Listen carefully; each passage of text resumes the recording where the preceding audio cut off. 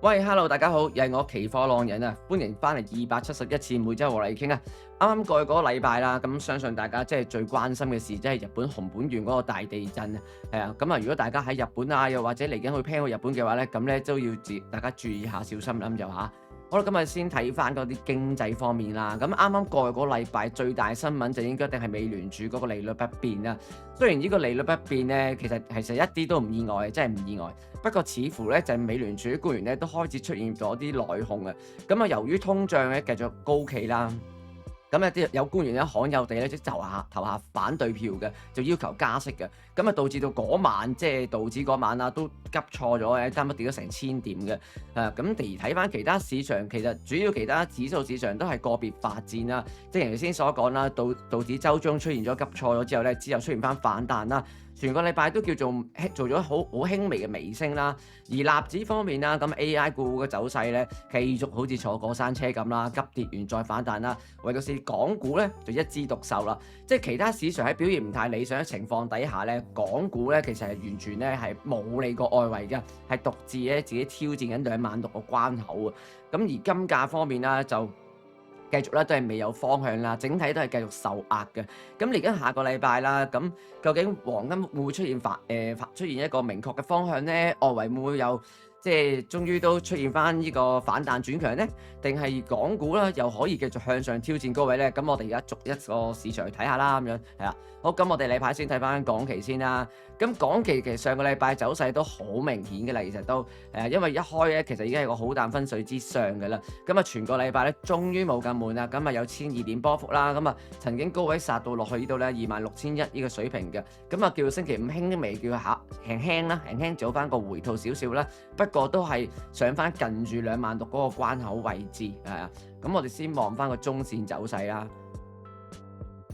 咁上個禮拜咧都提及過咧，指數啦叫做落翻，即係去翻呢個中間呢啲位置啦咁樣。本來我哋預計佢係會出現個調整咧，會去翻嗰個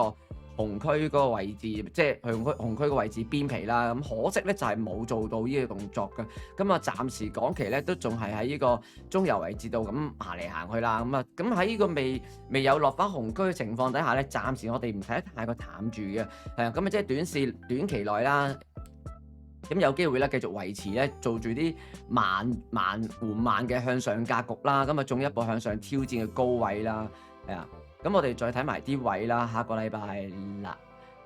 啦，咁我就將個好淡分水咧就擺咗喺呢度25529至到26013呢個位置嘅，係啊。咁即係話短期內即係同埋可以睇埋呢一個下面呢個。重要支持區域啦，就喺24839至到25253，亦都上移重要位置上移到嚟呢一度㗎啦，已經即係話短期內啦。如果佢唔失守呢一個區域啊，咁即係代表咗港期嘅升勢咧，其實有機會係未曾完嘅。而下面呢個區域亦都係我哋向下兩個目標嚟嘅。咁但係問題就係，如果下個禮拜佢可以企穩26000嘅話咧，咁咧我哋繼續都係維持睇好嘅。向上目標啦，先望翻啦26632啦，第二目標係26914嘅。咁所以下個禮拜記得望住26000啦，同埋下面呢個係啊24839至到25253啦，得。好，跟住我哋轉睇黃金啦。黃金啦，上個禮拜繼續都係喺呢個4000至4100蚊咧個美元個區域咧喺度反覆橫行嘅，咁啊的而且確未有明確嘅方向啦。咁但係問題就係美聯儲嗰個鷹派個內控咧，同埋有強烈加息嘅變動啦，咁亦都推高咗美債名義收益率嘅，係啊，咁啊這直接都影響咗黃金咧作為一個無息資產咧都持有個機會成本嘅，咁啊限制咗嗰個空間啦，上升空間啦。不過即係始終中東嘅局勢啦，即係。都仲係緊張啦，而世界嗰個黃金協會都指出咧，央行咧仍然都係計劃未來咧係繼續增持呢個黃金嘅，即係都支撐住嗰個黃金嘅金價。咁所以見到黃金嘅價錢咧，即係都叫做即係一段時間喺度反反覆覆上嚟上去咁樣，係啊，都一段長時間㗎啦，都係啊，咁啊，所以啦，咁啊。即係所以暫時黃金啦，我哋就唔估方向住啦，咁就係啊，暫時都係維持住呢個上落嘅格局先啦。咁啊，所以下個禮拜啦，咁我將好彈分水擺咗去4211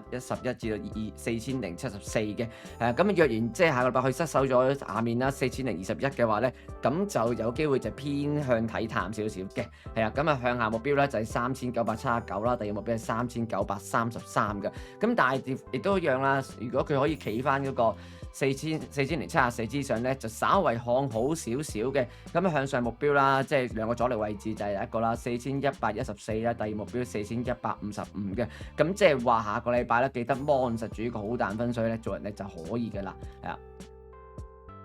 好，跟住輪到講道指啦，咁啊道指頭先都講咗啦，即係美聯儲維持息率不變啦，不過罕有地即係有3個官員出嚟即係出聲啊，鷹派㗎，鷹派成員咧反對啊，並且要求加息啊，咁搞到即係30年債期，即係30年嘅美債啦，收益率咧都升到係19年嘅新高㗎啦，係啊，咁啊引發到即係美股啦，即係